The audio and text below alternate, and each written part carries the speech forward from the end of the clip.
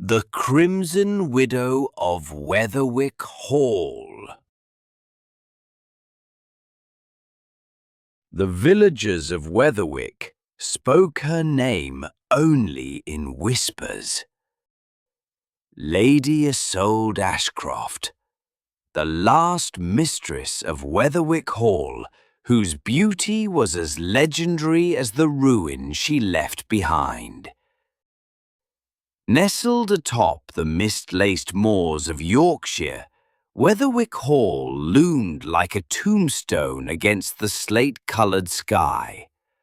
Once a bastion of opulence, it now stood half-consumed by ivy and shadow, its great stained-glass windows shattered and its gardens tangled into wild, hungry thickets. No one had crossed its rusted iron gates in nearly 50 years, not since the blood moon of 1842, when the hall fell into sudden and sinister silence.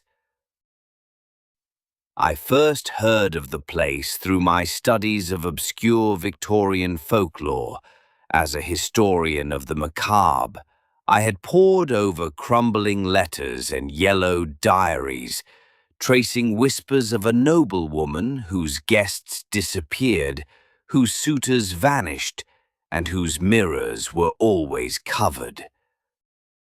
Some called her a witch, others a succubus, but one name lingered: the Crimson Widow. Fascinated beyond reason, I journeyed to Wetherwyck in October, when the fog was thickest and the night arrived early. The villagers offered me warnings instead of directions. "She's still there," muttered the innkeeper, an old woman whose eye was milky with cataract. "Never died, never aged. She feeds when the moon bleeds red." Nonsense, I told myself. Superstition rooted in fear. But I took a lantern, a crucifix, and a silver blade regardless. The gate groaned open like a creature disturbed. The estate smelled of damp decay and distant rot. My boots sank into moss as I approached the door, a door carved with serpents and roses, which opened before I could knock. Inside, the air was dry and perfumed faintly with lilac and iron. Dust shimmered like ash in the lantern light. Portraits lined the halls, faces pale and eyes watchful. I wandered cautiously through the great rooms, marveling at the preserved splendor. And then I saw her. Lady Isolde stood at the landing of the grand staircase. Her gown the color of wine, her raven hair spilling down her shoulders like silk shadows. Her skin was ivory, her lips crimson, and her eyes unblinking pools of midnight. "You are expected," she said, voice soft as snow. "I dreamed of your arrival." Something in me shuddered. "I did not announce my visit." "Wetherwyck needs no announcements. It simply beckons." She descended like a queen descending into her crypt, her hands gloved in lace. "You are a scholar, are you not? A man of truth?" "I am," I replied. "I've come to understand what happened here, who you truly are." A smile played on her lips. Then you must stay the night. Only in dreams does truth reveal itself. That evening I dined alone. She did not eat, only watched me as I consumed a strangely metallic-tasting stew. The wine was deep and heady, and my limbs grew heavy with warmth. By the time she led me to the guest chamber, I felt dreamlike, as if walking through water. "You will sleep here," she said, her voice echoing oddly. "Should you wake and hear weeping, do not open your door." I stared. "Weeping?" She leaned in. "Some souls forget they are dead." Sleep came swift but uneasy.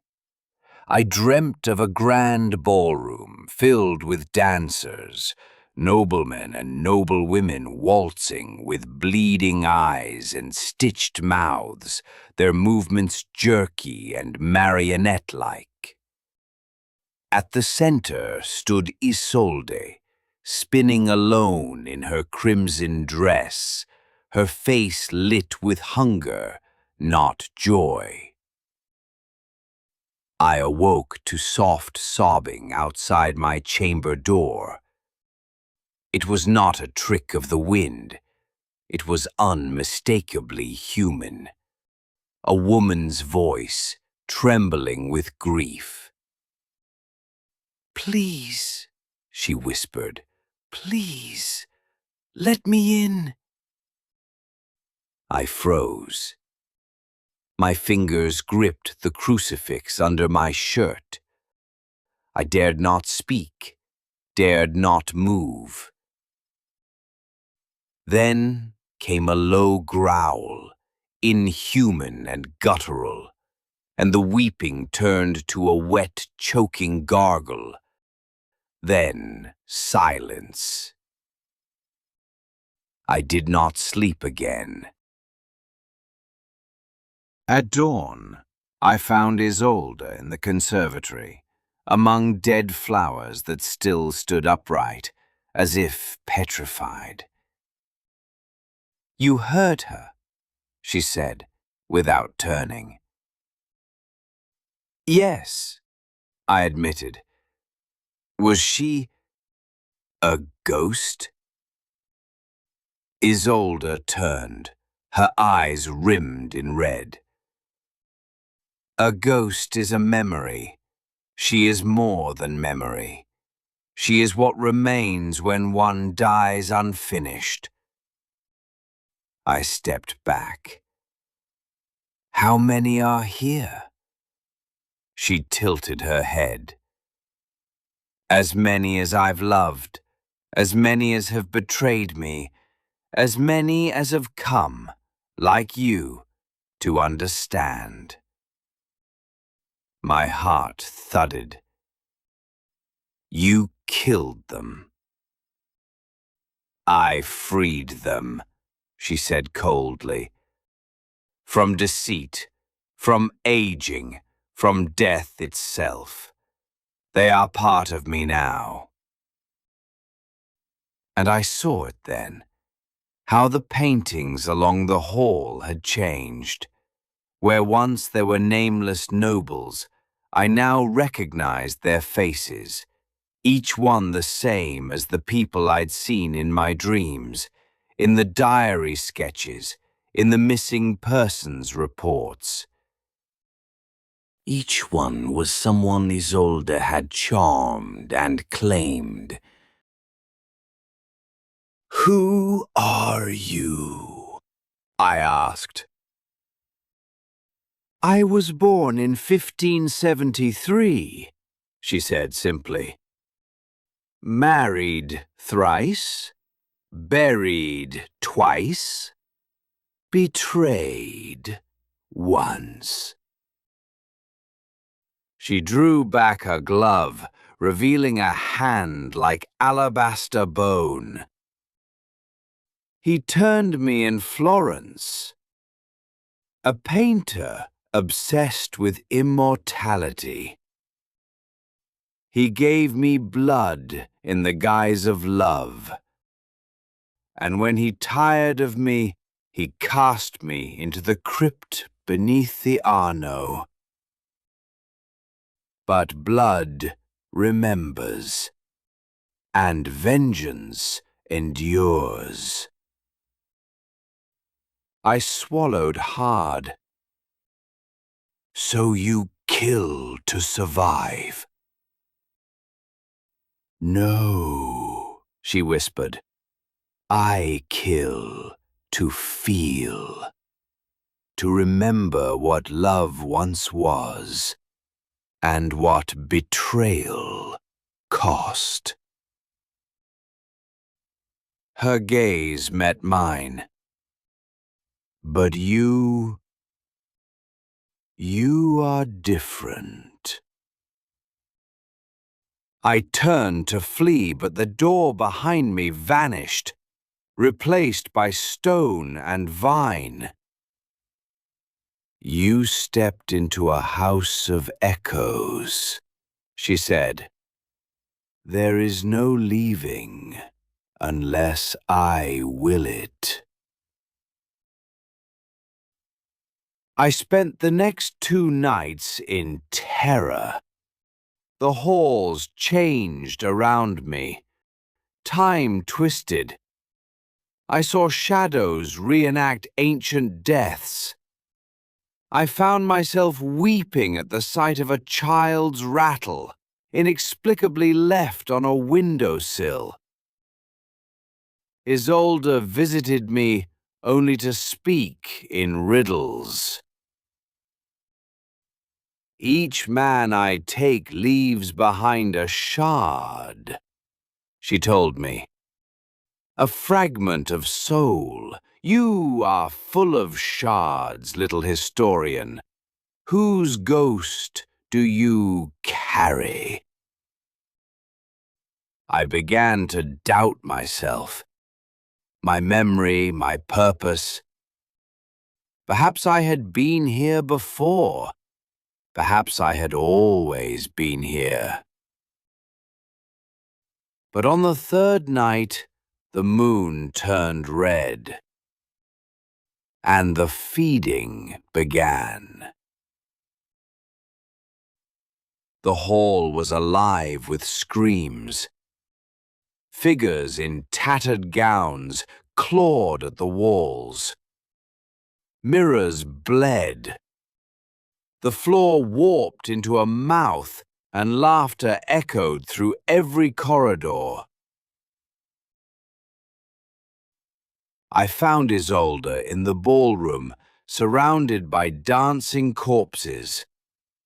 She held out her hand. One dance, and it ends. Or resist, and become a howl in my walls. I drew my silver blade. I came to study you, not to become you. She smiled, sad and sublime. Then die with dignity, dear scholar. We fought beneath the crystal chandelier. She was faster than sight, stronger than myth. My blade barely grazed her skin, but it burned, and that gave me hope. You cannot kill what has already died, she hissed. But you can bind it, I gasped. I threw the crucifix into the air, and as it spun, I spoke the old words I had researched, words from the banned catechism of St. Verose. The hall howled.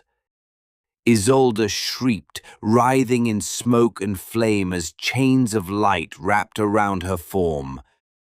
The corpses collapsed, the portraits wept blood. Then, silence. When I awoke, it was dawn. Wetherwyck Hall had crumbled entirely, reduced to stone and vine and ruin. Of Isolde, there was no sign, save for a rose-red ring lying in the ash. I keep it now in a locked case, behind glass etched with wards. But some nights, when the moon turns red, I hear a faint music in my dreams, the sound of a waltz from long ago, and a voice that whispers, "One dance more, dear scholar. Just one."